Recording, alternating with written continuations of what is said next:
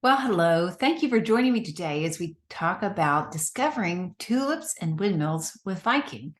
I'm Carol Shaddix, a Viking master cruise expert with Imagineering Air Travel. Viking is all we do, so we know these itineraries well and are excited to share with you all the wonderful things that you'll get to see along this incredible journey. So, tulips and windmills is one of those magical experiences. It was actually my first river cruise many years ago, and I just enjoyed it so much. So, I'm happy to share this with you and talk about everything you're going to get to see along the way. As you can see here, we're going to start in Amsterdam with an overnight and end with an overnight as well. However, I really encourage you to come in early if possible. There is so much to see and do in Amsterdam that your arrival day will be a partial day, depending on when you actually get there. And I usually encourage clients to try to stay up and get on local time and enjoy seeing the city while you can. Then we'll have our included tour the next day before we start our journey of the rest of the itinerary. And then on the end, your last day, day 9, will be the day that you get to see Keukenhof Gardens, the wonderful experience that you're going for in this Tulips and Windmills itinerary. And then your departure day is the following day. So if you can come in early, there's so much to see and do. And I'm going to turn off my camera now so I can actually share with you some of the great photos along the way. And so you can see the full screen.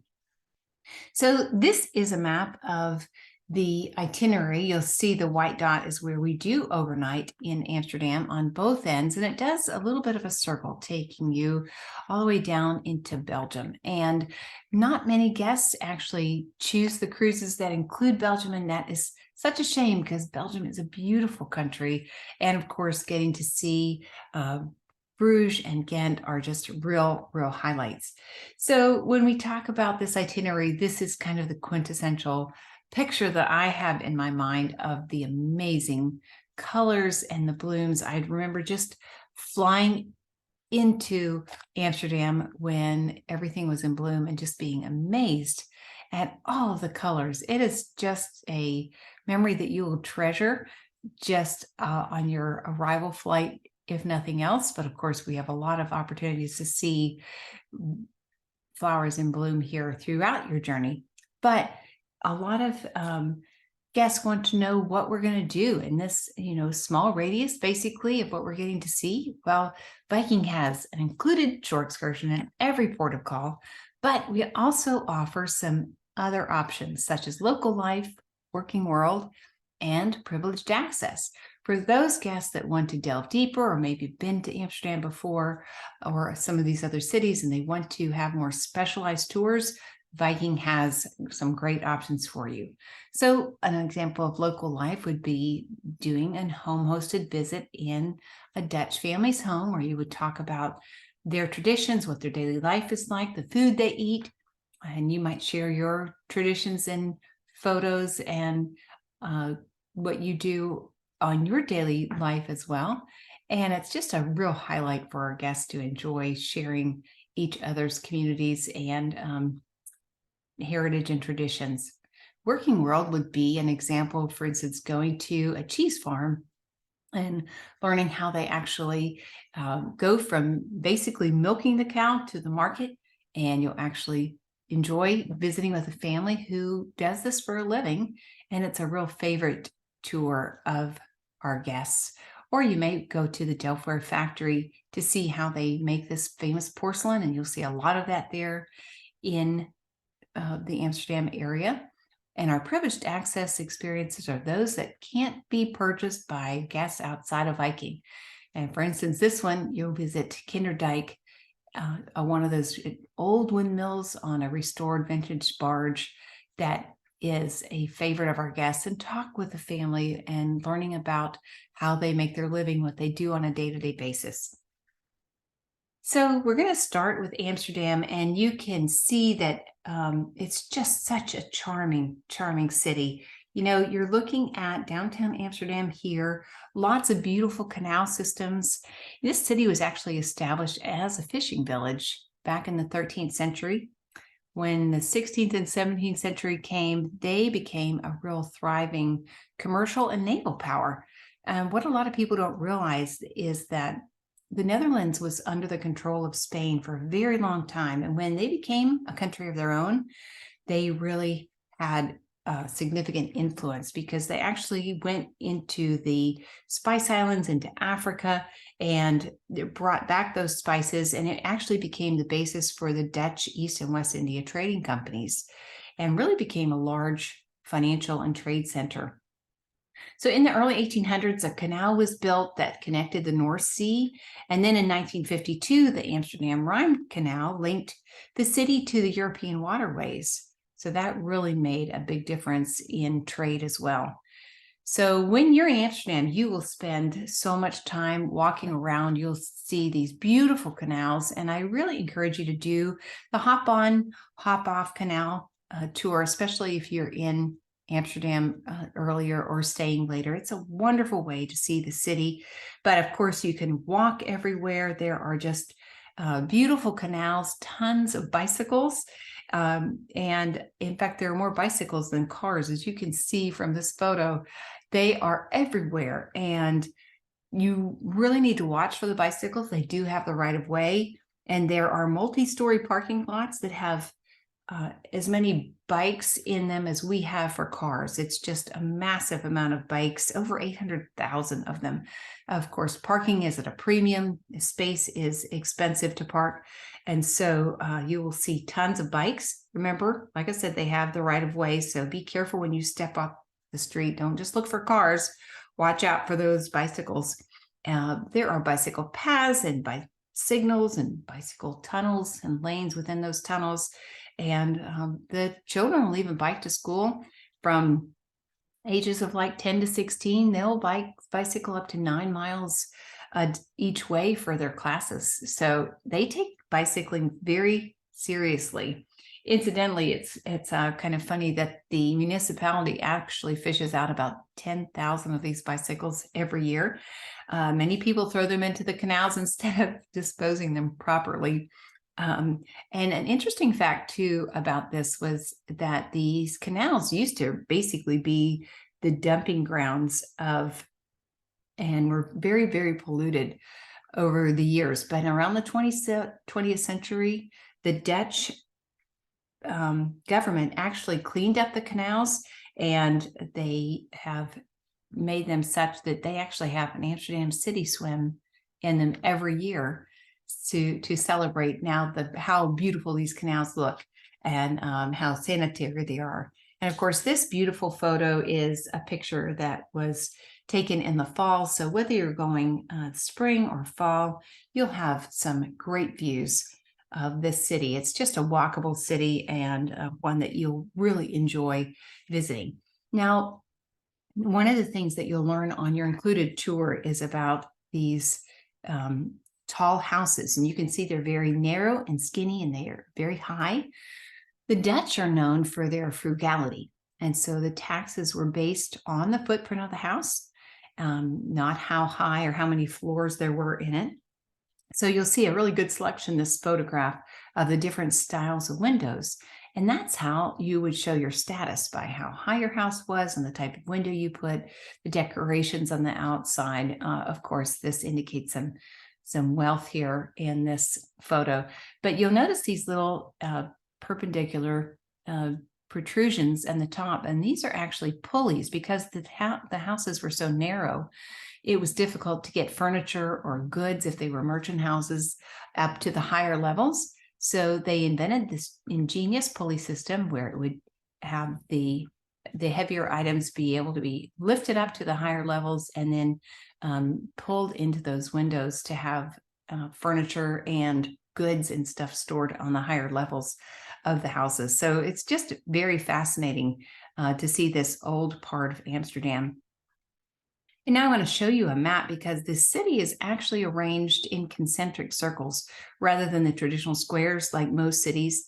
So you can see that the old city is kind of wrapped by that larger canal that runs around the outside. I don't know if you can see my cursor, but you can see the train station, that's sort of that brown oblong building. And then our river and even our ocean ships will dock right here, a bit to the right. So you can easily walk into the heart of the city and see how all those canals are linked together. There are actually more than 1,200 bridges in Amsterdam, and the oldest is called the Skinny Bridge. It dates back to 1648. Best way to see the city is really those canal boats like I talked about, but when you do a tour, there are 165 canals that wind their way through this area. So they span about 31 miles or so, and you probably won't walk that much, so having the opportunity to walk, then get on and off the canal boat really helps you see a lot of the city. And there is so much to see here. In fact, there are more museums per square mile than any other place in the world. So on the left, you'll see the Rijksmuseum. This is home to over 1 million works of art by some masters like Rembrandt, Vermeer, a few Van Gogh as well. About 8,000 pieces are on display at any given time. But here you'll see a Van Gogh painting. There is a Van Gogh museum as well. And the interesting thing about this is of all the works he did, 200 paintings, about 400 drawings, and over 700 letters are in this museum. And it is designed that as you walk through it, from the entry level, you're seeing his earliest works up until the upper levels where he had his final paintings. So it's a real experience to enjoy an artist's transition through the years. And of course, he was from the Netherlands, actually died in the south of France. But if you enjoy art, the city has so much to see. At the top right is the Anne Frank House. And of course, a wonderful museum. If you read her book as a child growing up in school, it's just a very moving experience. And you can follow the World War II history of the Holocaust, and you'll know the persecution and particularly the resistance. In fact, there's a resistance museum as well that went on, that's here in Amsterdam. And you can go in and see the false walls where they hid the family for 2 years. And you can see that bulletin board where she wrote a lot of her notes. I do recommend get a front of the line ticket. It's well worth it. You can see the lines here that wrap around the building. So in order to really maximize your time in Amsterdam, I would certainly do that. But there are more museums here, as I mentioned, to view. There is a music museum. There is a maritime museum, which has one of the ships, a replica of the ships that were part of the Dutch East India trading companies, to see how they actually functioned with those ships back in the 16th and 17th century. There's a music museum. There's a diamond museum as well. And so Amsterdam is known for its diamond market, and even the Amsterdam cut is a very quality cut that is recognized around the world. So if you would like to find out more about jewelry and beautiful stones, then take some time to visit that museum as well. Of course, there is a picture that is you'll be able to view in one of the museums. And of course, if you enjoy the porcelain, you might want to go to the Delft factory and see how they make this. It's a little bit out of town, but of course, beautiful factory and beautiful pieces that you can pick up and bring home as souvenirs as well. So day 3 takes us to Hoorn in the Netherlands, and this is an ancient shipping village that's filled with beautiful cobblestone streets, and you'll see some age-old cheese warehouses here on the main square. Most of the stuff here dates back to Holland's golden age in the 16th and 17th century. Now, the city was founded as a fishing village back in the 1300s, and it got its name because the harbor looks like it's in the shape of a horn. Actually, the harbor's created from an artificial lake, from dams they used to fill the harbor, but it has 2 gates here. The original weigh house where they would weigh the cheese dates back to the 1600s. But this area is also very important as an agricultural market too. So if you've seen those big wheels of cheese, those are priced here and weighed here. This area is known for that. It's also known because this is where the Dutch Navy claimed victory over the Spanish. So this became the headquarters of the Dutch East India Company. Also famous because the first man to go around Cape Horn is from here, probably why it was named Cape Horn. And then Abel Tasman, who founded Tasmania, is also from this area as well. So you have some time to explore the town here on an included tour. You'll see the harbor and the cheese warehouse. You'll also get to visit a Dutch family as part of your included tour. And one thing that I encourage people to do to get a feel, and you can actually find these here. I've seen them in Marshall's before, the stroop waffles, which are little toasted waffles, almost like cookies that have a caramel filling. And you're to put them over top of your hot chocolate or coffee or tea, and it actually warms up the filling and gives it a really wonderful, gooey, chewy treat to have with your hot tea, coffee, or chocolate. But of course, you want to buy them in the Netherlands as well and really get a chance to experience a delicacy that is a treat there in the Netherlands. Now, two optional excursions you may want to do before I get on to day 4 in Arnhem is there are two optional excursions that take you more into that working world that we talked about. One of those is a tulip farm. So you can go to a working farm and see how windmills have changed the process over the years of growing and helping to work these fields, keep them above water, as well as shipping. And they ship like 25 million bulbs every year. So you'll get some coffee or pie, be able to go visit a little bit with the family that runs the farm, then go to the nurseries and learn all about the history of that. But this is also a really large agricultural area. You can go to the world's largest greenhouse. It's a 148-acre facility that grows sustainable produce, and you'll be able to learn how the robots tend the plants and see how it goes from seed to production there as well. So two great working world opportunities that take advantage of highlighting the wonderful growing region that there is here in the Netherlands. So day 4, we're going to be visiting Arnhem. And this is a relaxed city with a lot of beautiful grounds and green parks and gardens. But of course, what it's really famous for is its wartime history. Our included excursion is going to take us into Arnhem and learn about the city's role in Operation Market Garden.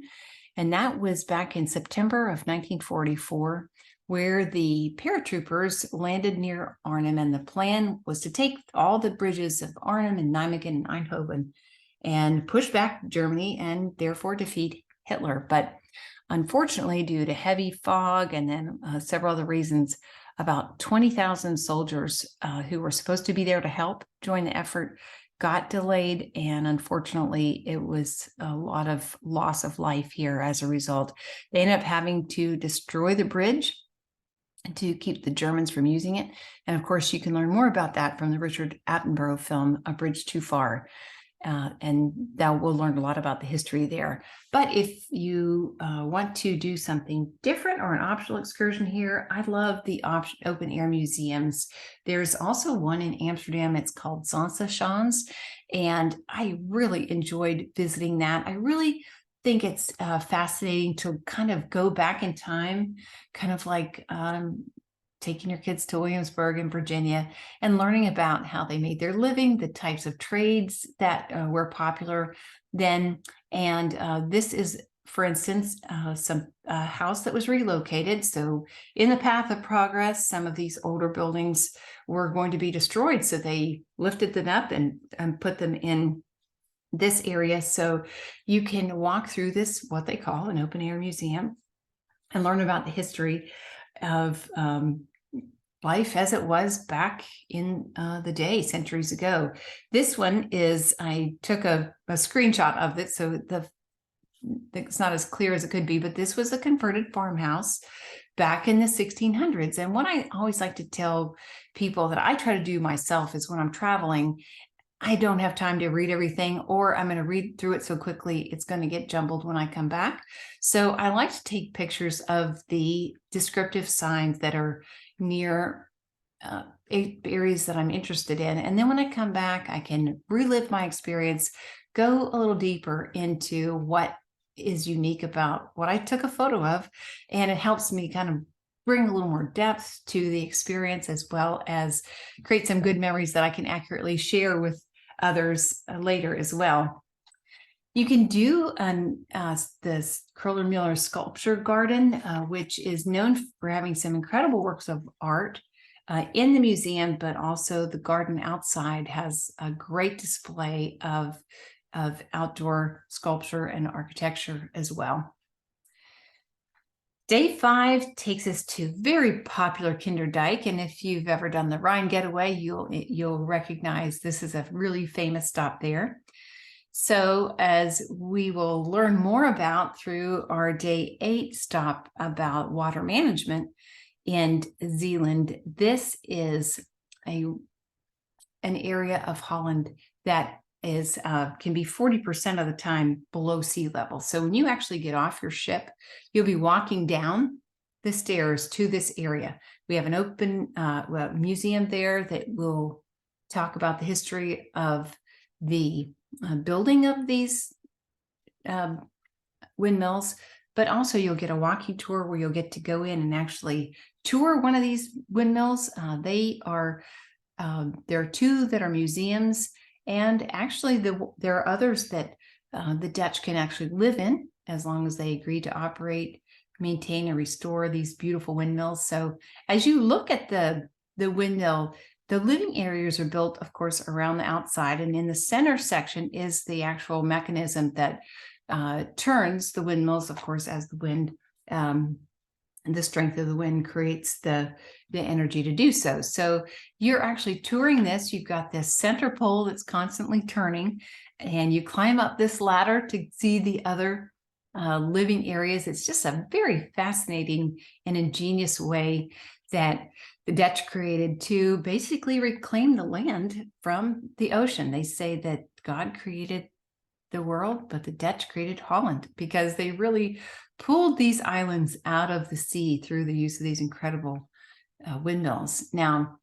the windmills aren't just for water displacement. They also have been used to grind grain or create pigments for painting. Of course, this is where the Dutch masters came, and beautiful. As you see all the color here, you can just see where the inspiration came for all these artists who made such beautiful works of art. Now, this is where you have that privileged access opportunity. You can go on a 125-year-old restored cargo vessel that has been adapted for passengers, and you can go to the Blokker Windmill, which is an old windmill that dates back to 1630. And you'll be able to meet the miller and his family. You'll be able to go on a tour and see their vegetable garden and look at the outbuildings, just how they make their living, the cooking shed, the outhouse, and just learn everything that there is to know about the life of a miller's family in days gone by and what they have to do to keep up these incredibly beautiful machines.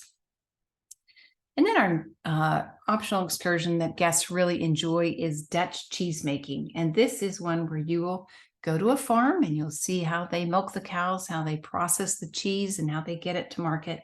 And that is one that our guests really enjoy. This was a shop that we went to where they were making the cheese. And of course, if it's sealed up in wax, as you see here, then you're able to pop that in your suitcase and bring that home without a problem. And this is where my mother-in-law and I did a stop at this cheese shop, learning about the history. They're weighing the cheese there and transporting it. And it's just a very memorable day that was a ton of fun. Day 6 takes us to Antwerp. And this is Europe's second largest port. The cathedral here is a UNESCO World Heritage Site. It's also famous for Peter Paul Rubens, the artist who lived here from 1616 until his death in 1640. And another famous thing about Antwerp is diamonds. This is one of the most important diamond cutting centers in Europe, other than Amsterdam. So our tour will start with a driving tour of the city. We'll pass the Antomium, which was built in 1958 for the World's Fair. It's a beautiful castle here that's home to the royal family. And then we'll go to the old city here, and we'll start the walking tour, and you'll see the guild houses, you'll see the cathedral, and after your free time, you'll drive to the Royal Palace and the European Quarter, where the European Parliament and the European Commission and Council of Europe and NATO headquarters are located. So a very important city that you'll be visiting, and it's a beautiful one too, as you can see. Now, the Bravo Fountain is there in the center of the square, and this is very famous, and it is a centerpiece of the market square. And according to the legend, Bravo, who is at the top of the fountain there, was famous because the legend has it there was a giant that forced everyone to pay tolls before they could go along the river. And if they didn't, he would reach out, cut off their hands, and throw them in the river. Well, along comes a Roman soldier named Bravo, and he kills the giant and cuts off his hand and throws it in the river. And that's where the name Antwerp came from. That means throwing of the hand. And you will see a lot of cookies, or donuts, or chocolate made in the shape of a hand. But then, speaking of Belgium, of course, you're going to want to try the food there. So there are options to try the mussels. They're famous to have mussels and a bowl of frites, or French fries, which they claim they originated fries. The French did not. And of course, lots of wonderful Belgian chocolate, Belgian waffles. My daughter had, I think she got one from a food truck there, and it was, she said, absolutely the best waffle she's ever eaten. There's also over 1,000 different types of Belgian beer. Many have their own unique glass. So if you want to give that a try, bring home a glass as a souvenir. Don't forget to pack some bubble wrap. That's important to protect those valuables. But, you know, I just can't say enough about Bruges. So you'll have the opportunity to tour Ghent and then half day in Bruges, or you can do a full day in Bruges. And I do recommend the full day in Bruges. It's such a magical city. It is one of the best preserved medieval cities in the world. It's charming. It's such a highlight. Very famous for doing, again, a canal cruise like you would in Amsterdam. Definitely recommend that. To see the city by canal is so beautiful. Then you have the market square, the actual town square here. That belfry is gives you some incredible views of the city. And the Church of Our Lady has a Michelangelo sculpture of the Virgin and Child that you can see, as well as the Basilica of the Holy Blood is said to have a vial that contains a drop of Christ's blood that was brought back from the Holy Land in 1149. The beautiful church, I would recommend. You have shoes with really good traction because you have to go up the stairs to the second level to see this area of the church, the chapel area, and the steps are slick. They've been around a long time. So while they're not exposed to rain, I do want to make sure that you take good shoes, which you need to do anyway. All those cobblestone streets are something that not fit for strappy sandals. So wear good shoes so you can really explore without any problem turning your ankle. But of course, Belgium is also known for its beautiful lace. And interesting thing is, there are no factories here. This is all handmade. And the lace making industry employs about 1,000 lace workers.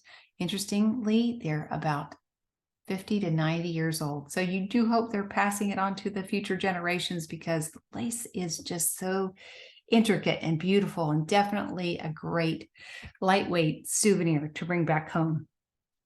I liked it that in the city square, they had a map of the city made out in lace, which was just beautiful. And of course, you can also do, either in Ghent or from here in Bruges, some delving deep into the World War history. So whether you go to Flanders Fields or explore more in Ghent, there is a lot to see, a lot to do here, and just encourage guests to really enjoy these extended options that biking gives. So you can really feel like you've gotten to see a lot of the surrounding area as well.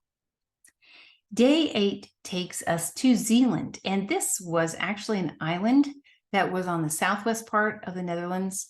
We stop here in one of the small villages, we do a walking tour, and then we go to the Delta Works, Well, the delta works were actually invented because Holland had been plagued for so many years by floodings. And of course, they would have the dikes and water management systems to the extent that they could. But when the North Sea would surge over the country, it would just drown the surrounding lower level islands and raise the water levels. And of course, the dikes and the dams just weren't strong enough. There was a really bad flood in 1953, and that's when there was a lot of loss of life. And so the people of the Netherlands decided they were going to take matters in their own hands, and they created the largest hydroelectric dam in the world. And this is called the Delta Works. It took more than 30 years to build. As you can see that these doors that come together and prevent the floodings, the surges of water. Here's another photo. Great management, incredible design. Those of you who enjoy engineering marvels will really enjoy this day. But there are other things to do as well. Of course, Viking always gives you lots of options. But the high point is going to be day 9 when we go to Keukenhof Gardens. This is the world's largest floral park. 70 acres, 7 million flowering bulbs. There are indoor pavilions here if the weather isn't perfect. I know when we went, the orchids were just incredible.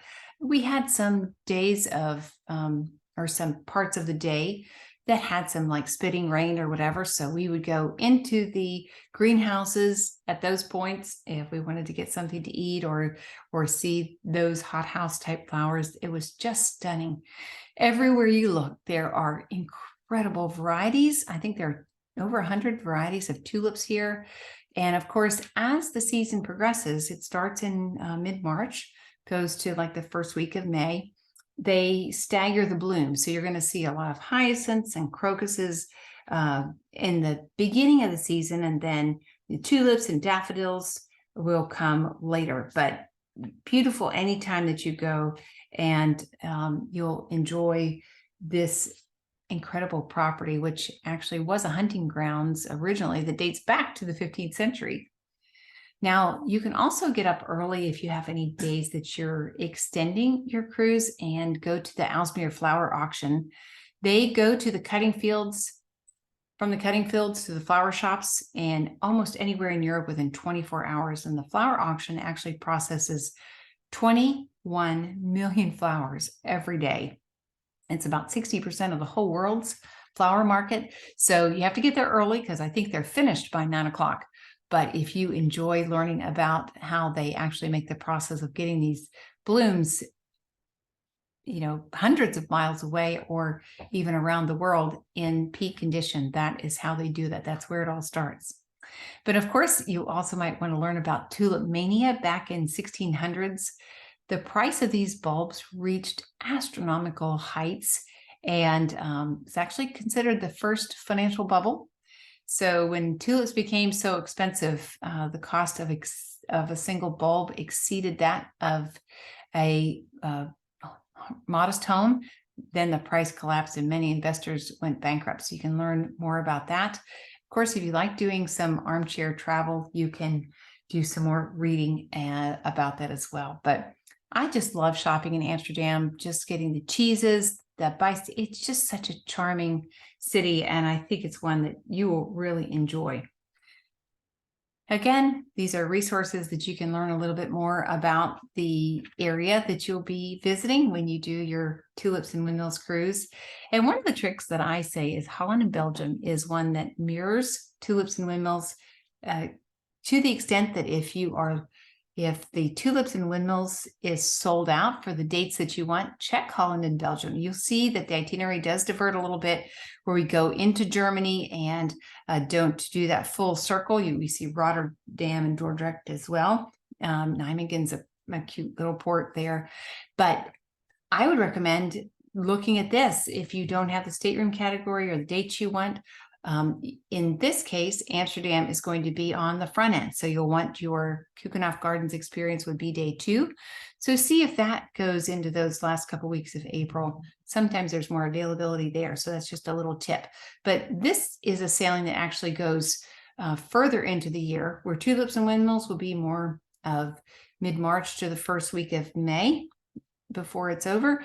Holland Belgium picks up where that leaves off and goes further late into the summer. I believe August is when it goes. So this is a popular itinerary, but you cannot beat Amsterdam in the spring with all those flowers. And that's a way that if we are running out of spots, which Tulips and Windmills does book up quickly, please, if you are looking for a particular date or room category, book that quickly because it does sell out. Such a short season. And then you might say, well, we want to talk with you more. Why should we use you? Well, Viking pays us to take care of you. So the advantage is this is all we do.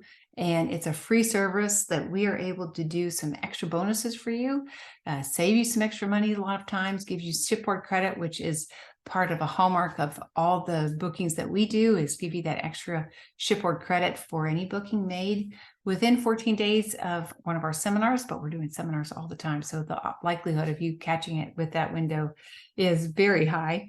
But we're here to help really make the most of your vacation, because our philosophy is great vacations matter because great memories matter the most. We've lost some time, haven't we, with the last few years of COVID, or maybe a family member that you wanted to travel with isn't available or isn't as healthy as they could be. So we really want to encourage you to enjoy as many trips as you possibly can while you're feeling well enough to travel and while the opportunities to do so are so great. So what I want to do now is just do a quick little tour of the Viking ship, and I'm going to explain the long ships are not necessarily longer than another. They are just every ship has to fit within those locks, but it's a tribute to their Viking heritage. So you'll see we have this beautiful aquavit terrace, and that allows you to sit outside and enjoy a wonderful meal, enjoy the stars at night with a blanket and some hot chocolate, or an early breakfast and see the sunrise. This upper deck here has a walking trail on it. There's covered and open seating there in case you have a beautiful sunny day you want to enjoy 360-degree views. There's a little putting green back here, a shuffleboard. There's an herb garden that our chefs use to serve our guests some authentic, great tasting food. We are equipped with 2 Explorer suites on the back of the ship, and I'll show you some pictures of those. There are 7 veranda suites. Those are 2-room suites. They're on the upper deck on the other side of the ship. And then our French balconies are C and D on the port side, and these are our verandas, which are A and B on the starboard side. The standard staterooms are here at the bottom. We call those the Swan View. And I'll give you a quick little tour. But you can see just 95 staterooms, a small ship. You're going to love getting to visit other guests and get a chance to make new friends who are also interested in art, history, and culture, just like you are. So you might say, why choose a river cruise? Well, it's relaxing and comfortable. What a wonderful way to travel and not have to do those packing and unpacking that so many of the land tours are. I think a lot of us are tired of that and really want to have a floating hotel. That's what a Viking ship is like. Every river is unique. So in Amsterdam, the rivers are going to look different from the Rhine or the Danube or the Seine or the Rhone, and we'll be happy to explain the differences to you, but each port has its own attractive things to see, which is why Viking is sailing there. We dock in the heart of the city. So Viking owns most of the docking locations in Europe, which makes it a wonderful way to enjoy being in the heart of town, being able to get on and off the ship as you'd like. And with Viking, all this is included. You've got a shore excursion in every port of call, your onboard meals, no charge for extra going to a different restaurant. And we do have multiple dining venues. The aquavit terrace is more casual on the front part of the ship. And it's a great way if you're filling up your day and you can't get back in time for a sit-down dinner, you can still have a wonderful meal in the aquavit terrace. Our wine, beer, and soft drinks are included with your meals. And you can purchase the beverage package should you choose to open up the wine list for unlimited drinks, but you do have them complimentary with your meals. We also have free Wi-Fi, so you don't have to worry about paying for that, as well as specialty teas and coffees available 24/7. This even includes bottled water on your journey as you go into town, which I love that part. When you do our pre and post hotel stays, we are in first class hotels, so you never have to worry if you're going to be centrally located or have a great place to sleep. They're excellent locations and excellent brands. All port charges and fees are included, so you never have to wonder if you're going to start off with one invoice and end up having a price that's a lot higher. When you look on the website and you see the cruise fare and the airfare, that is going to be your price. Now, airfare is linked to the zone that you're in. So if you're traveling east to Europe and you're on the East Coast, then it'll be that price on the website. If you're traveling from the West Coast, of course, it's going to be a little bit more because you're traveling further. But we'll be happy to explain the differences there and explain about options if you choose to upgrade to premium or business, etc. Now, tips to picking the best time of year to travel. For this itinerary, the most popular is going to be the last 2 weeks of April. So watch where that end date is, day 10 of your cruise. That's the date that you'll be going to visit the gardens. So even if you're starting, for instance, April 5th, that means April 14th, you're going to be seeing the gardens then, which is still falling in that perfect time to see the gardens at their peak. Cooler season tips, because you are going to have cooler weather at this time of year for this itinerary. So just go in layers, have lots of layers, make sure you're prepared for wind or rain, and take waterproof shoes that have good traction. As I said, take thin layers rather than heavy coats or whatever, because you're going out of museums and you don't need heavy parkas and stuff like that to weigh you down. Or if the weather turns to be unseasonably warm, then you don't want to have to carry around all those heavy jackets. Take that backpack and use it to trade off as you get warmer or cooler. You get lots of exercise. You're going to have that natural body heat anyway, and you're close to the ship, so you can go back and change if you need to. Now, to choose the right stateroom, as I said, we're going to show you a quick tour of the ship. This is the standard stateroom. You'll notice that's a high fixed window. This is, I'm 5'7", so that about comes to my chin. It does not open, but you do have some scenic views if you'd like. And of course, this is our entry-level stateroom. So we have lots of cabins here. This is usually, if there's last-minute space, this is usually the category that you can get. This is a very popular one because it's in between the standard stateroom as well as the veranda. So French balcony, very popular.